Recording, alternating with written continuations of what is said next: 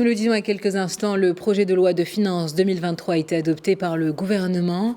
Et pour avoir plus de détails sur les points clés de ce projet, nous sommes en direct depuis Casablanca avec Abdellatif Komat, doyen de la faculté des sciences juridiques, économiques et sociales Hassan II. Bonsoir professeur Komat. Bonsoir et merci pour l'invitation. Alors, tout d'abord, il est important de rappeler que le projet de loi de finances 2023 survient dans une conjoncture particulièrement difficile. Les prévisions estiment pour l'année 2023 une hausse de 4% et un taux d'inflation de 2%. Pouvez-vous nous rappeler quels sont les axes phares de ce projet et ses priorités ? Alors effectivement, c'est un projet de loi de finances qui survient dans un moment difficile, aussi bien sur le plan économique que sur le plan social, mais pas seulement au Maroc, mais au niveau international. Et le gouvernement, à travers ce projet de loi de finances, voudrait tout d'abord, bien sûr, faire face aux difficultés conjoncturelles, mais également poser les jalons en fait de programmes sur le moyen et long terme, notamment en fait suivant les orientations royales, mais également dans le cadre du nouveau modèle de développement et dans le cadre du programme du gouvernement qui s'étale sur 5 ans jusqu'à 2026. Et donc, nous avons des objectifs, bien sûr, immédiats, mais également des objectifs à moyen et long terme.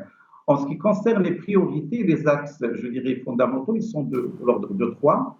En premier lieu, bien sûr, il y a l'État social. Donc, suivant les orientations royales, aujourd'hui, le Maroc a vocation à considérer la dimension sociale comme une vocation, comme une dimension fondamentale d'un développement global et intégré. Et dans ce cadre-là, le gouvernement aspire à continuer l'élan qu'il a entamé depuis maintenant l'année dernière à travers en fait, le démarrage du projet de la couverture sociale à travers la couverture médicale qui s'étale 2021 et 2022, mais également continuer justement la mise à niveau sur le plan des infrastructures et parachever l'aspect organisationnel. Et bien évidemment, avec tout ce qui va donc avec ce projet de couverture médicale, à savoir les ressources humaines au niveau de leur formation, au niveau de leur motivation. Donc, il y a tout un programme au niveau de la mise en place d'un certain nombre de centres hospitaliers universitaires, notamment 3 au niveau de Rachidia, au niveau de Mimlan, au niveau de Belmim, de manière à ce qu'au Maroc, pratiquement dans toutes les régions, on ait des CHU. En même temps, bien sûr, sur ce plan-là, au niveau de la couverture sociale, le gouvernement aspire à entamer, à partir de 2023, la généralisation des allocations familiales pour toucher pratiquement plus de 7,5 millions d'enfants et plus de 3 millions de familles n'ayant pas d'enfants. Et également, c'est un projet qui va s'étaler sur 2023 et 2024. Alors, bien sûr, à part la couverture sociale, le gouvernement a d'autres objectifs sociaux, notamment essentiellement autour de l'éducation, avec ces deux, je dirais, volets, l'éducation nationale, mais également l'enseignement supérieur, la recherche scientifique et l'innovation. Donc, à ce niveau-là, donc, il y a un certain nombre de mesures, bien sûr, liées à la formation, liées à la motivation. Il y a des budgets conséquents qui ont été consacrés à la motivation des enseignants, aussi bien au niveau de l'enseignement de l'éducation nationale qu'au niveau de l'enseignement supérieur, mais également une mise à niveau au niveau des infrastructures, au niveau des deux secteurs.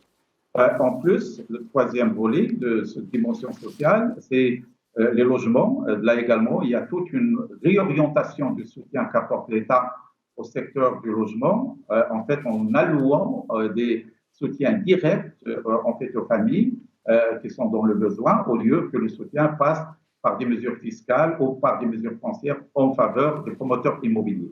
Donc, il y a toute une reconfiguration de cette dimension sociale. Alors, la deuxième priorité est porte sur l'investissement.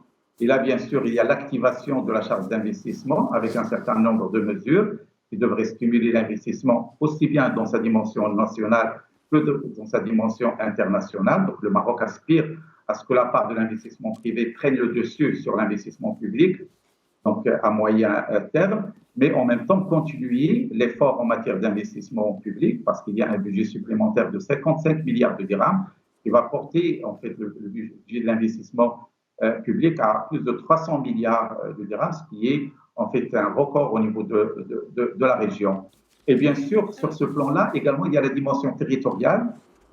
Il s'agit d'aller de l'avant au niveau de la régionalisation avancée, de manière à réduire les disparités territoriales. Et cela passe évidemment d'une part Alors, par l'allocation des ressources, mais également à travers la charte d'investissement qui doit promouvoir l'investissement, notamment l'attrait d'investissement vers des régions qui sont plus ou moins, je dirais, moins favorisées en matière d'attrait d'investissement. alors justement, vous l'avez mentionné, l'exécutif marocain promet une loi de finances à vocation sociale, proposant à la fois le renforcement des fondements de l'État social et la relance de l'économie nationale. Comment concilier État social et relance économique ?